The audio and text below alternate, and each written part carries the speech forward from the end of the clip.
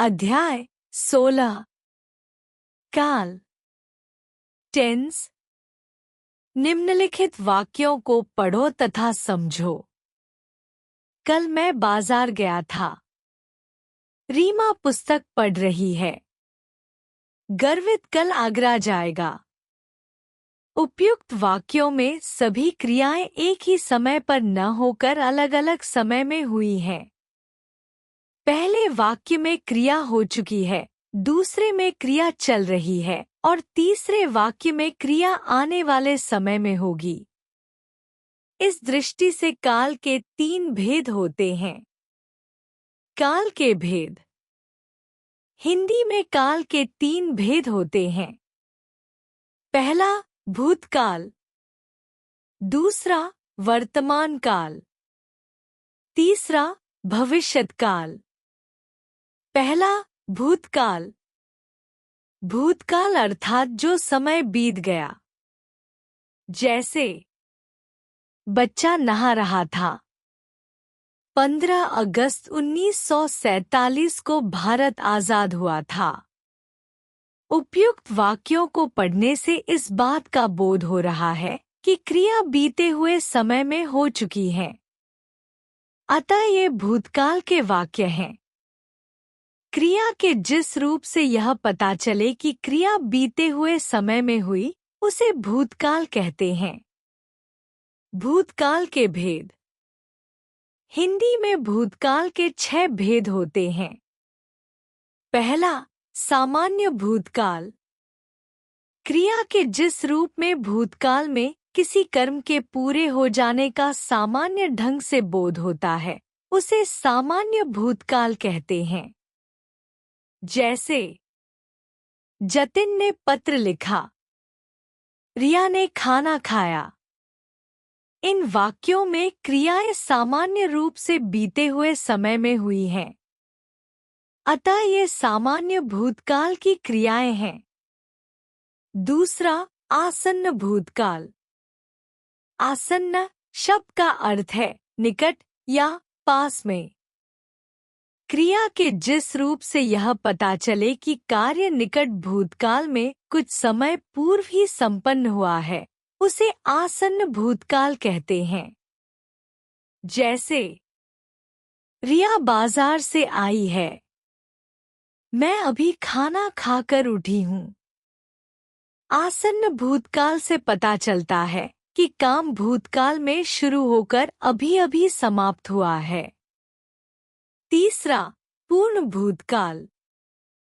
क्रिया के जिस रूप से यह विदित हो कि काम भूतकाल में पूरा हो गया था, उसे पूर्ण भूतकाल कहा जाता है। जैसे मैं अजमेर गया था। संत तुलसीदास ने रामचरितमानस की रचना की थी। इन वाक्यों में क्रियाओं गया था, रचना की थी से कार्य के भूतकाल में पूर्ण हो जाने का पता चलता है, अतः ये पूर्ण भूतकाल की क्रियाएं हैं। चौथा अपूर्ण भूतकाल। क्रिया के जिस रूप से काम के भूतकाल में जारी रहने का पता चले, उसे अपूर्ण भूतकाल कहा जाता है। जैसे धूप निकल रही थी। बारिश हो रही थी। निकल रही थी, हो रही थी। इन क्रियाओं से कार्य के अतीत में आरंभ होकर अभी पूरा न होने का पता चलता है। अतः ये अपूर्ण भूतकाल की क्रियाएं हैं। पांचवा संदिग्ध भूतकाल। क्रिया के जिस रूप से भूतकाल में होने पर संदेह प्रकट किया जाए, उसे संदिग्ध भूतकाल कहते हैं। जैसे बच्चे सो गए होंगे। उसका बुखार ठीक हो गया होगा। इन वाक्यों की क्रियाओं सो गए होंगे, ठीक हो गया होगा से भूतकाल में कार्य के पूरा होने में संदेह है। अतः ये संदिग्ध भूतकाल की क्रियाएं हैं। छठा हेतुमत भूतकाल। क्रिया के जिस रूप में भूतकाल की क्रिया किसी कारण पर आधारित हो, उसे हेतुहेतुमत भूतकाल कहते हैं। जैसे, यदि तुम न आते तो मैं न चल पाता। यदि समय पर उपचार मिलता तो रोगी बच जाता। इन वाक्यों की एक क्रिया दूसरी पर निर्भर है। यदि पहली क्रिया भूतकाल में होती तो दूसरी भी हो जाती। अतः ये हेतुहेतुमत भूतकाल की क्रियाएं हैं। वर्तमान काल, जो समय चल रहा है उसे वर्तमान काल कहते हैं। जैसे, माताजी टीवी देख रही हैं। सौम्या गीत गा रही है। वर्तमान काल के भेद। हिंदी में वर्तमान काल के 3 भेद होते हैं। पहला, सामान्य वर्तमान। क्रिया के जिस रूप से वर्तमान काल की क्रिया का सामान्य रूप से होना पाया जाए उसे सामान्य वर्तमान काल कहते हैं। जैसे, माँ खाना बनाती है। संजना पुस्तक पढ़ती है। दूसरा, संदिग्ध वर्तमान। क्रिया के जिस रूप से वर्तमान की क्रिया के होने में संदेह पाया जाए उसे संदिग्ध वर्तमान कहा जाता है। जैसे, रिया पढ़ रही होगी। गुंजन परीक्षा दे रही होगी। तीसरा, अपूर्ण वर्तमान। क्रिया के जिस रूप से पता चले कि क्रिया अभी जारी है उसे अपूर्ण वर्तमान कहते हैं। जैसे, सुरेश पत्र लिख रहा है। सुमन हंस रही है। लिख रहा है, हंस रही है।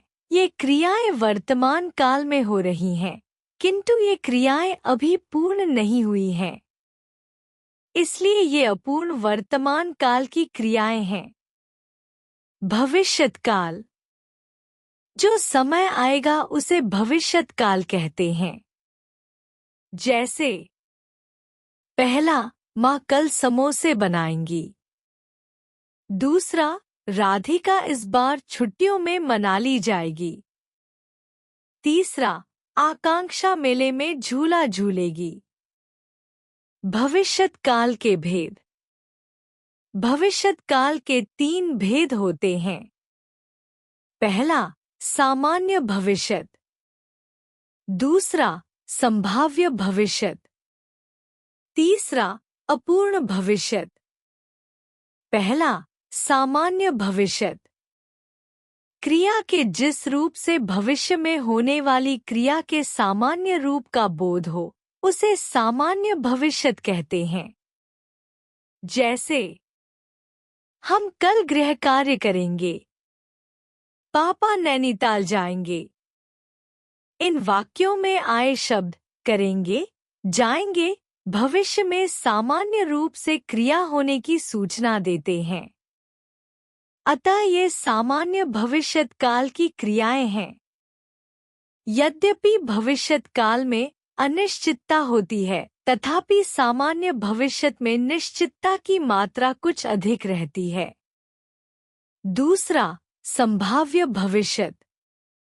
क्रिया के जिस रूप से भविष्य में काम होने की संभावना या इच्छा की पूर्ति की संभावना का पता चले उसे संभाव्य भविष्यत कहते हैं। जैसे, शायद माँ चॉकलेट लाए। संभवतः आज बारिश हो।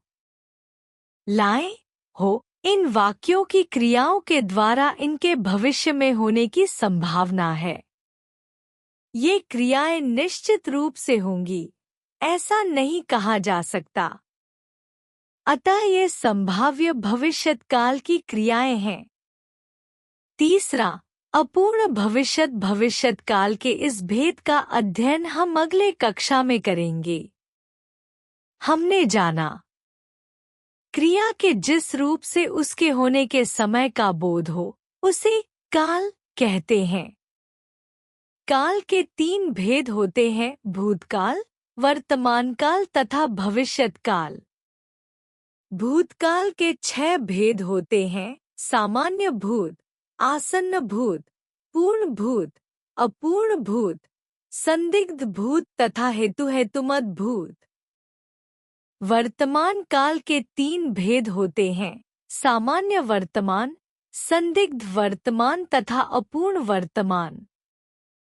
भविष्यत काल के 3 भेद होते हैं: सामान्य भविष्यत, संभाव्य भविष्यत तथा अपूर्ण भविष्यत।